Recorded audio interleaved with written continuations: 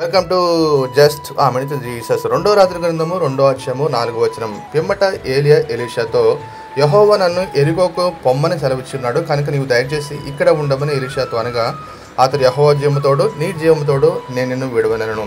కనుక వారిద్దరూ యెరికోకు ప్రయాణం చేసిరి. ఏలియా యొక్క చివరి ప్రయాణంలో పరమునకు వెళ్ళక మునుపు 3వ ప్రయాణములో మధ్యలిగా ఉన్నటువంటి ఆ యొక్క యెరికో ప్రాంతం మనకు కనబడతా ఉంది.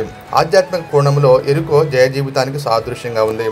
యెరికో పట్టణానికి యేసుక్రీస్తు ప్రభువు చివరిసారికి వెళ్ళినప్పుడు జక్కయ్య ధనాపేక్షతో ఎడబడుతున్నప్పుడు, అందరి చేత చీకొట్టబడుతూ ఉన్నప్పుడు, తన సాక్ష్యం పోయినప్పుడు తన జీవితంలో పశ్చాత్తాపడి ప్రభువుని చూద్దామనుకున్నాడు. ఆ తర్వాత ప్రభువే ఆయన పేరు పెట్టి పిలిచి అతనికి ఇంటికి వచ్చినప్పుడు అతడు మారు మనసు పొందడం జరిగింది.